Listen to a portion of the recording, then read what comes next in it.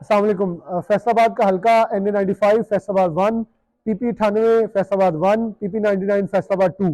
ये इस वक्त बड़ा तवज्जो का मरकज बना हुआ है, क्योंकि यहाँ से नज़ीर फैमिली जो कि फैसलाबाद की सियासत में बहुत ही एक्टिव खानदान रहा है, वो मुकम्मल तौर पे आउट हो चुका है। जब वो आउट हुआ है तो वहाँ एक गैप आ गया है। अब उस गैप को फिल करने के लिए किसको लेके आया जाएगा? PP98 और PP99 के ऊपर नजर है। PP98 में आज़ाद अली तबस्सुम, PP99 में राना शोएब इदरीस है। कुछ इतलात के मुताबिक राना शोएब इदरीस जो है वो PP99 में ही रहना चाहते हैं फिट, और वो ज्यादा कंफर्टेबल हैं, जबकि आज़ाद अली तबस्सुम काफी एक्टिव नजर आ रहे हैं। दोनों एमपी साहिबान की, एमपीए के उम्मीदवार साहिबान की आपस में अच्छा लाइजॉन भी है। राना शोएब इदरीस की चौधरी खानदान, जिसे नजीर खानदान कहते हैं, उनसे भी अच्छा लाइजन था, अच्छे ताल्लुकात थे। अब वो नहीं है तो ऊपर आज़ादी तबस्सुम आते हैं, तो फिर PP98 खाली होता है। PP98 जब खाली होगा तो वहां से फवाद चीमा से रब्ता किया गया, क्योंकि आज़ादी तबस्सुम अपने तर्ज की शख्सियत को पसंद करते हैं जो कि सॉफ्ट हो। क्योंकि अजमल चीमा IPP की तरफ से अगर IPP के साथ मुआहिदा हो जाता है सीट एडजस्टमेंट, फिर तो ये सीट मिल जाएगी।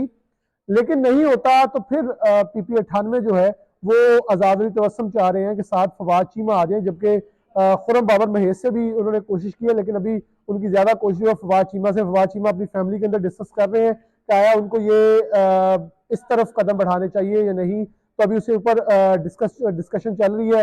नू लीग के जराए भी, क्योंकि बाकी जिलों के अभी डिवीजन के इंटरव्यू हो रहे हैं, तो इसके ऊपर भी फोकस हो रहा है, लेकिन बड़ा अहम हल्का है।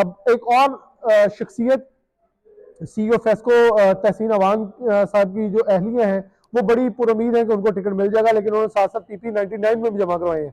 अगर तो राना शोएब इदरीस NA95 के लिए एग्री होते हैं तो 99 में जो है उनको एडजस्ट कर लिया जा सकता है, जो कि उनकी अहलिया हैं तहसीन अवान साहब की। लेकिन इस वक्त अगर सूरत देखें तो अभी तक शोएब इदरीस और आज़ादी तबस्सुम के ऊपर टाई पड़ी हुई है कि इनमें से कौन आगे लेके चलता है।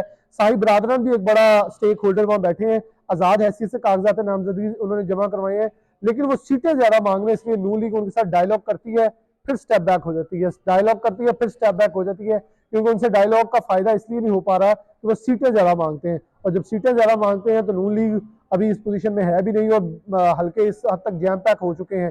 थोड़ा सा आगे चल जाए तो PP112 और PP110 के अंदर टाई पड़ी थी। PP112 के अंदर इसरार मुन्ने खान अल्लाह पाक सेहत कामला अजला नाफिया था फरमाए बीमार हैं, एक बीमारी के शिकार हैं, और उसका अब उन्होंने बाकायदा इलाज शुरू करवा दिया। तो वहां से क्योंकि नजमा अफजल को मखसूस नशिस्त पर एडजस्ट नहीं किया गया, तो एहसान अफजल खान साहब फाइनल हो चुके हैं, और वो राजा रियाज के हवाले से भी सॉफ्ट कॉर्नर एक इंटरव्यू के अंदर उन्होंने मुझे दिखाया, जबकि राजा रियाज ने भी सॉफ्ट कॉर्नर उनके बारे में दिखाया, तो उसका मतलब ये एडजस्टमेंट हो चुकी है।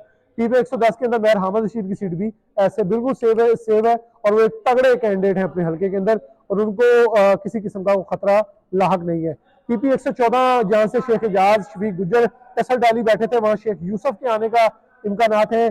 शेख यूसुफ के कागजात नामजदगी अगर महफूज रहते हैं, तो वो चैलेंज हुए हैं, तो फिर वो वहाँ कैंडिडेट रहेंगे। अगर चैलेंज होके वो नाहल हो जाते हैं, डिस्कालीफाई हो जाते हैं, तो फिर ये टिकट शेख एजाज के पास रहेगी, शफीक गुज्जर को PP107 मिलेगा। वगरना 118 शेख एजाज को मिल सकता है, 117 जो है वो मिलेगा मलिक नवाज को। तो ड्रॉप होते नजर आ रहे हैं। ख्वाजा रिजवान पार्टी के अंदर बिलाशुबा उन्होंने अवाम के अंदर, पार्टी के अंदर काफ़ी एक्टिविटीज़ दिखाई, लेकिन टिकट्स के मामले हमें तो जो इतलात आ रही है हम आपके सामने रख रहे हैं, और अभी तक की इंफॉर्मेशन ये थी। इजाज़त दीजिए, अल्लाह हाफिज़।